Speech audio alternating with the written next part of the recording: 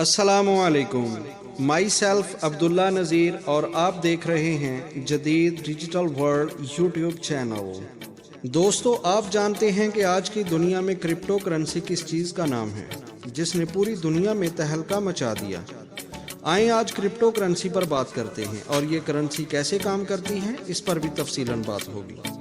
आज से तकरीबन 12 साल पहले डिजिटल करेंसी से कोई वाकिफ नहीं था, जबकि 2008 में एक ऑस्ट्रेलियन शख्स जो कि सतोशी नाकामोटो के नाम से जाना जाता है, इसने इंटरनेट पर एक पेपर जारी किया जिसकी पहली लाइन में ही सारी बात समझ आती है कि a peer-to-peer version of electronic cash that would allow online payments to be sent directly from one party to another without going through a financial institution. Crypto currency एक डिजिटल एसेट है जिस पर किसी भी सेंट्रल बैंक या financial institution का control नहीं होता, जैसा कि यूएस डॉलर को अमेरिका का सेंट्रल बैंक कंट्रोल करता है और पाकिस्तानी करेंसी को स्टेट बैंक ऑफ पाकिस्तान, जबकि इंडियन करेंसी को आरबीआई कंट्रोल करता है। लेकिन क्रिप्टो करेंसी को कोई ऐसा सेंट्रल बैंक या फाइनेंशियल इंस्टीट्यूट नहीं है जो कंट्रोल करता हो। क्रिप्टो करेंसी का सिर्फ एक आइडिया था इस बंदे के माइंड में। जब इसने 2009 में बिटकॉइन बाकायदा लॉन्च किया तो इसकी फ्री माइनिंग स्टार्ट हुई, जो कुछ अरसा बाद बंद कर दी गई और इसका रेट तकरीबन $0.008, जो कि पाकिस्तानी करेंसी में बामुश्किल ₹2 बनता है, लॉन्च किया गया। लोगों ने जो फ्री में कॉइन्स हासिल कर रखे थे वो सेल करना शुरू कर दिए और कुछ लोगों ने इतने सस्ते कॉइन्स खरीदना शुरू कर दिए। जैसे ही बिटकॉइन की डिमांड बढ़ने लगी तो इसका रेट भी बढ़ने लगा। जिन लोगों के पास ब्लैक मनी थी उन्होंने सोचा कि क्यों ना इसे वाइट किया जाए, जिसके लिए इन्होंने बिटकॉइन खरीदना शुरू कर दिया। तो इसका रेट ऐसे बढ़ना शुरू हो गया कि आज एक बिटकॉइन की कीमत तकरीबन $47,000 है, जो कि पाकिस्तानी तकरीबन 75 लाख रुपए बनती है। बिटकॉइन के अलावा भी कुछ डिजिटल करेंसीज क्रिप्टो की दुनिया में गर्दिश कर रही हैं जिनका रेट भी मुख्तलिफ है, मसलन एथेरियम, लाइटकॉइन वगैरह। लेकिन जो सबसे ऊपर है आजकल वो बिटकॉइन है।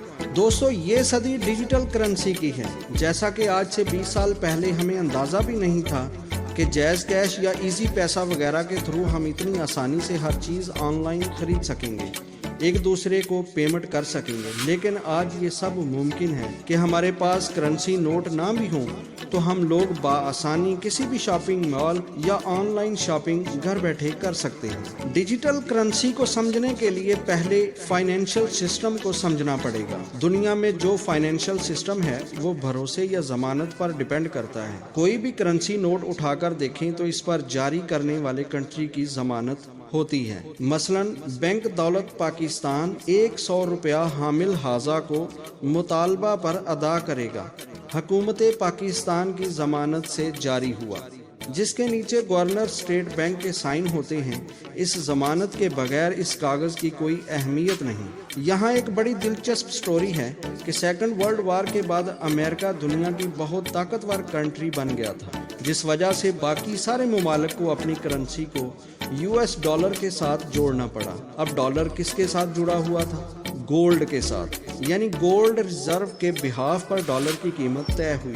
एक्चुअल वैल्यू जो होती है वो तो सोने या चांदी से होती है, लेकिन चूंकि सोने या चांदी को अपनी पॉकेट में लेकर घूमना तो पॉसिबल नहीं, इसलिए 1971 में 1971 में यूएसए ने गोल्ड स्टैंडर्ड के रूल को ख़त्म कर दिया और तमाम कंट्रीज के अपने सेंट्रल बैंक्स अपनी मर्जी के नोट छापने लगे, जो कि इस कंट्री के सेंट्रल बैंक के कंट्रोल में होते हैं। अब देखें कि किसी भी हुकूमत या बैंक को क्रिप्टो करेंसी से क्या प्रॉब्लम है।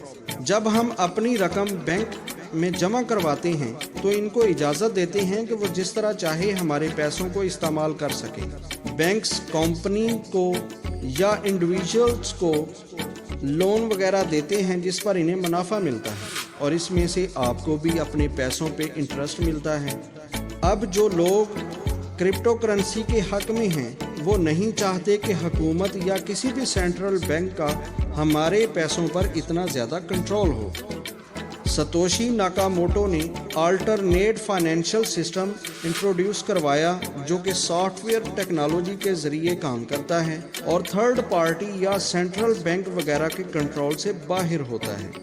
डिजिटल करेंसी में खरीदने वाला डायरेक्ट पेमेंट फरोख्त करने वाले को करता है और शॉपिंग कर लेता है, या फिर कैश हासिल करने के लिए इंटरनेट पर मौजूद मुख्तलिफ डिजिटल एक्सचेंजेस के ज़रिए अपनी डिजिटल करेंसी को बज़रिया बैंक अकाउंट हासिल कर लेता है, जिसका रिकॉर्ड किसी भी सेंट्रल बैंक या फाइनेंशियल इंस्टीट्यूशन के पास नहीं होता। ऑनलाइन कंपनीज या इदारे हर किस्म की डिजिटल करेंसी के ज़रिए पेमेंट वसूल करने की सहूलत देते हैं, जैसे हम लोग जैज़ कैश या इजी पैसा के थ्रू किसी को पेमेंट अदा करते या वसूल करते हैं। दोस्तों, उम्मीद करता हूं कि आपको मेरी ये वीडियो पसंद आई होगी। अगर आपको लगता है कि इससे आपको कुछ फ़ायदा है तो दूसरों को भी फ़ायदा पहुंचाने की कोशिश करें। मेरे इस चैनल को सब्सक्राइब करें और शेयर करें, लाइक करें, ताकि ज़्यादा से ज़्यादा लोगों तक ये पैगाम पहुंच सके। अपना और अपने घर वालों का ख्याल रखिए। अल्लाह हाफिज़।